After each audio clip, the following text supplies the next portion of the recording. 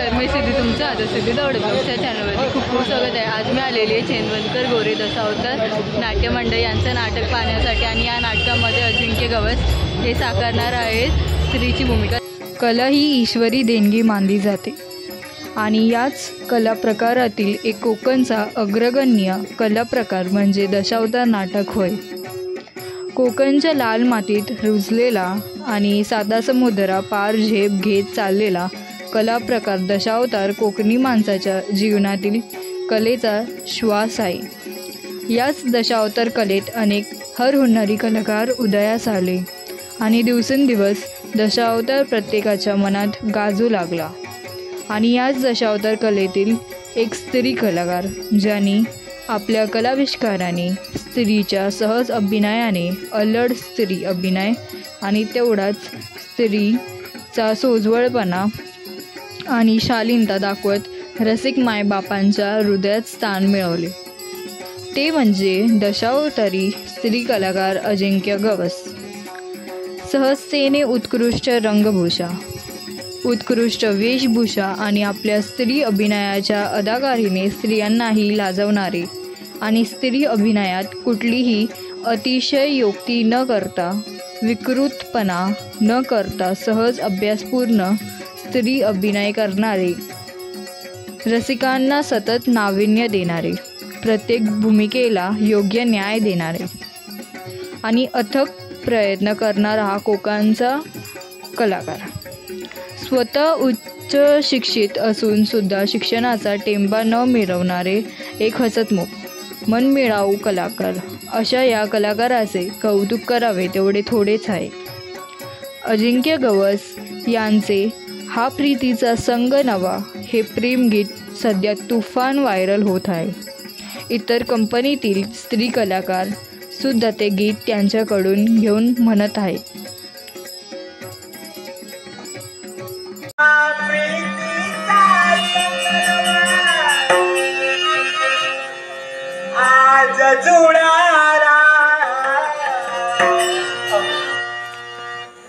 माझ्या सवे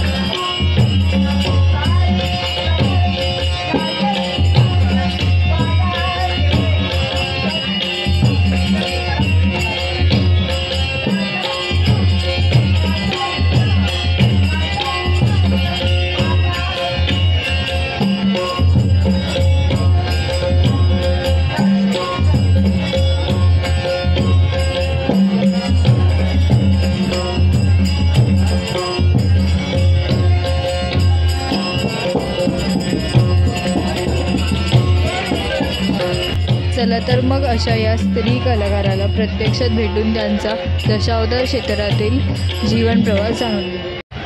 दादा, तुला दशावताराची आवड कशी? नमस्कार, मी अजिंक्य गवस, दशावतारी स्त्री कलाकार. मला दशावताराची आवड म्हणजे लहान असल्यापासून आवड होती. दसराचे कार्यक्रम करायचे, नाटकं बघायला जायचं. पण असं कधी म्हणजे दशावतार क्षेत्रात व्यवसाय म्हणून करेल असं कधी मला वाटलं नव्हतं. कारण माझं ग्रॅज्युएशनपर्यंत शिक्षण झालं, त्याच्यानंतर चांगला जॉब पण मला लागलेला, जॉब पण मी करायचं. पण ते शेवटी या दशावतार क्षेत्राकडे पहिल्यापासून ओढ असल्यामुळे आणि लहानपणापासून नाटक केल्यामुळे अचानक वाटू लागले की बाबा आपण या क्षेत्रात जावं. आणि ते काय म्हणजे कुणाकडून आपल्याला मागणी येईल किंवा कोण आपल्याला शिकवेल असं काय एवढं हे नव्हतं. म्हणजे कोणी काही शिकवेल एवढं काय डोक्यात नव्हतं. आणि प्रथमच मी म्हणजे आता 8 वर्ष झाली या दशावतार क्षेत्रामध्ये आहे.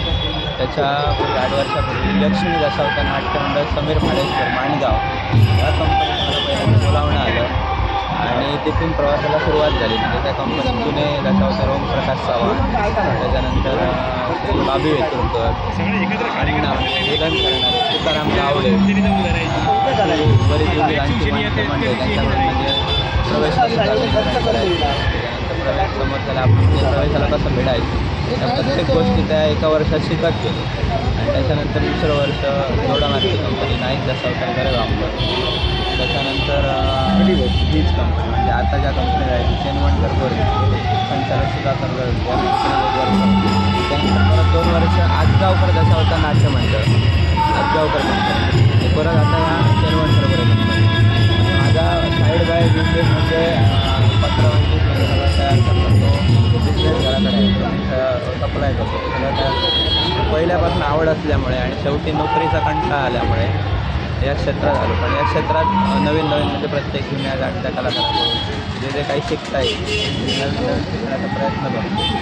त्याच्यातून आपली कशी कला सादरीकरण करायची आणि त्या कलेत कुठली अहमभाव किंवा गर्व न ठेवता आपलं सादरीकरणाला कसं भिडायचं हे कोणी ज्याप्रमाणे आपल्याला म्हणजे आपलं काय चुकतं काय बरोबर हे कोणी ना कोणी सांगत असतं. तर त्याच्या दृष्टिकोनातून आपलं कसं चांगलं होईल हे पाहत असतो. त्यामुळे आता सध्या या चेनवणकर गोरे कंपनीत मी कार्यरत आहे आणि हा प्रवास सध्या माझा चालू आहे.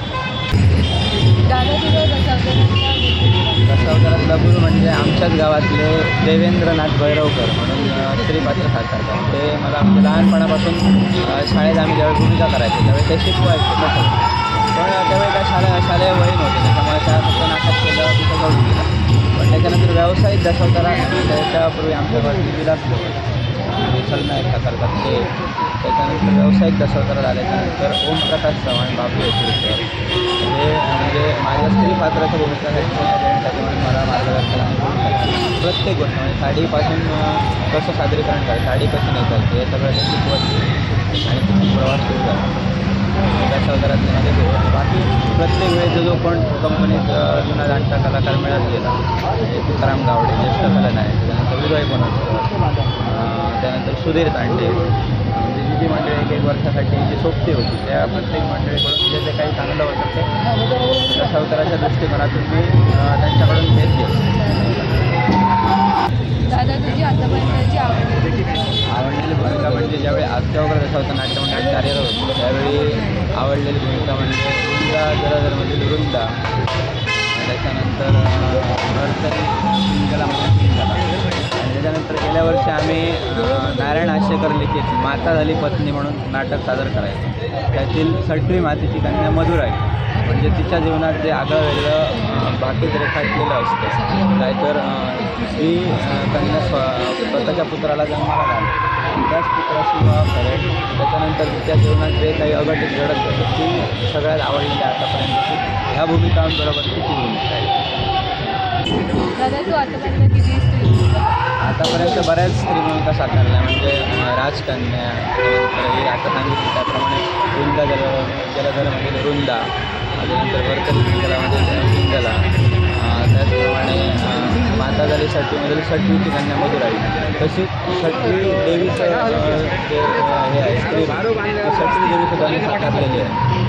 त्याच्यानंतर पार्वती माता, त्याच्यानंतर पौराणिक कथानकातील जुन्या कथानकातील इंद्रसेन सत्वपुरी त्यामधील राणी संध्यावली अशा भूमिका साकारल्या.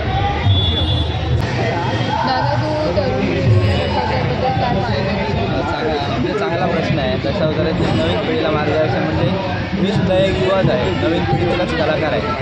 पण नवीन पिढीला एक मार्गदर्शन म्हणजे या क्षेत्रात ज्याला खरोखर ज्याचे गट्स आहेत, ज्याला बाबा आवडत आहे, म्हणजे या दशावतारात मी काहीतरी करिअर करावं, त्या क्षेत्र करावं, त्याने दशावतारासाठी नक्की क्षेत्र करावं. पण त्या गोष्टीसाठी जर स्वतःला वाहून घेत असाल तर, नाहीतर अर्धवट नाही तर दुसरा सांगत असेल म्हणून या क्षेत्रात मुली येऊ नये. आणि दुसरी गोष्ट, स्वतःच्या पायावर स्वतः जर साईड बाय बिझनेस किंवा साईड चांगली नोकरी जर सांभाळून जर करत असेल तरच दशावतारात आपण चांगलं आपलं करिअर करावं. नाहीतर फक्त दशावताराच्या आवडीपोटी किंवा दशावतारा म्हणजे दुसरा करतो म्हणून मी करतो या दृष्टिकोनातून दशावतार स्त्री भूमिका म्हणा किंवा कुठल्याही अन्य भूमिका तर मनापासून वाटत असतं माझ्या कलात्मक गुण आहे. आणि कलात्मक म्हणजे ईश्वरी देण जो साकारण्यासाठी कोणी ना कोणीतरी मार्गदर्शन लागतो, त्याच्यानंतर तो हळूहळू आपला फुल असतो. त्याप्रमाणे जर स्वतःला वाटत असेल तर या क्षेत्रात यावं, पण स्वतःचं काहीतरी अस्तित्व घडवूनच या क्षेत्रात यावं. म्हणजे स्वतःच्या पायावर आपण उभं राहिल्याच्यानंतर दुसरा आपल्या कुटुंबाचा उदरनिर्वाह आपला संसार चालू शकतो. त्या दृष्टिकोनातून हे क्षेत्र आपण सांभाळावं. नाहीतर आजच्या धकाधकीच्या जीवनात आणि आपल्या आर्थिक जीवनाची तडजोड करताना जर तुम्ही बघत असाल तर एकाच गोष्टीवर अवलंबून राहील तुमचं सगळं व्यवस्थित होऊ शकत नाही. त्यासाठी तरुण पिढीनेसुद्धा प्रत्येक या क्षेत्रात नव्हे तर कुठल्याही कलाक्षेत्रात यावं, पण आपलं स्थैर्य व्यवस्थित करूनच या क्षेत्रात यावं. दादा, तू दशावताराबद्दल लोकांना एक मार्गदर्शन करण्याचं म्हणजे दशावतार म्हणजे विष्णूचे 10 अवतार आणि त्याच्यावर आधारित साधारण केलेली कथानक. पण त्याचप्रमाणे आता प्रबोधनात्मक दृष्टिकोनातून विष्णूचे 10 अवतार आणि त्याचप्रमाणे म्हणजे एक जुन्या ह्याच्यापासूनच सुद्धा काल्पनिक ट्रेंड दशावतारात आला की एखाद्या गोष्टी कौटुंबिक जीवनाच्या आधारावर किंवा माणसाच्या जीवनात आपली नाती जी असतात ती रक्ताची नाती कशी तुटतात, त्याच्यानंतर रक्ताचं नातं माणसासाठी किती जरी म्हटलं तर रक्ताचं नातं किती तुटलं तरी शेवटी माणूस एकत्र येतो रक्ताचं नातं. या दृष्टिकोनातून काल्पनिक कथानक केली जाते. पण दशावतार म्हणजे प्रत्यक्षात काय तर आपल्या पूर्वंपार चालत आलेली परंपरा आणि त्या दृष्टिकोनातून पूर्वजांपासून चालत आलेला म्हणजे याला बऱ्याच वर्षाची परंपरा आपण सांगतो. ती काय एक्झॅक्ट म्हणजे एवढ्याच वर्षाला सांगू शकत नाही. 800 वर्षापूर्वीपासून परंपरा आपण सांगत आलो, दशावतार चालू आहे. पण दशावतार म्हणजे एक कलाकारांनी एकत्र येऊन केलेलं सादरीकरण आणि विष्णूच्या 10 अवतार त्याचप्रमाणे काल्पनिक कथानकावर पुराणाला धरून केलेलं सादरीकरण आणि ते प्रबोधनात्मक दृष्टिकोनातून लोकांना त्याच्यातून काहीतरी चांगलं घेता यावं. आणि वाईट दृष्टिकोन जो आहे जो आम्ही विलनाच्या माध्यमातून किंवा एखादी स्त्री जर वाईट वागत असेल, कपटाने वागत असेल त्या दृष्टिकोनातून जो दाखवत असतो तो प्रत्यक्षात आपलं खरं दंगी असेल एखाद्या माणसाच्या जीवनात तो कसा दूर करायचा हे प्रबोधन आपण दशावतारातून घ्यायचं असतं.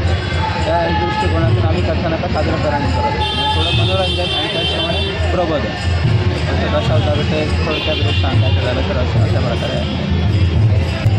दादा, तू दशावताराबद्दल खूप छान माहिती दिली, त्याबद्दल म्हणजे तुमचे व्हिडिओ पण मी पाहत असतो. त्या दशावताराबद्दल तुम्हाला सुद्धा असलेली आवड आणि ती आवड तुम्ही त्या व्हिडिओच्या माध्यमातून लोकांना दाखवत असता आणि तुम्हीसुद्धा त्याचा एक आस्वाद घेत असता. त्या दृष्टिकोनातून आपण दशावतार साता समुद्रापार कसं गेलं हे तुमच्या माध्यमातून एक ब्लॉगर असल्याच्या माध्यमातून युट्यूबरच्या माध्यमातून म्हणा किंवा सोशल मीडियाच्या माध्यमातून जे चांगल्या दृष्टीने त्याचा वापर करतात त्याचा नक्कीच चांगल्यासाठी वापर होतो. त्यामुळे तुमचं सुद्धा तेवढं योगदान आहे की जशी तुम्हाला त्याची आवड आहे त्याचप्रमाणे तुम्ही इतरांना आवड कशी निर्माण करता हे त्या दृष्टीकोनातून दाखवत असतात. त्याबद्दल मनापासून धन्यवाद. त्याचप्रमाणे तुमचा यूट्यूब चॅनल सिद्धी तावडे ब्लॉग याची भरभराट हो, तो चांगल्या प्रकारे तुमचे सबस्क्राईब होते, लाईक्स व्ह्यूज त्याला मिळू द्या आणि प्रत्येक व्हिडिओ प्रत्येकापर्यंत पोचू दे. आणि तुमच्या ईश्वरचरणी प्रार्थना करतो कारण गजाननाच्या चरणी तुमचा चॅनल चांगल्या प्रकारे चालू करतो.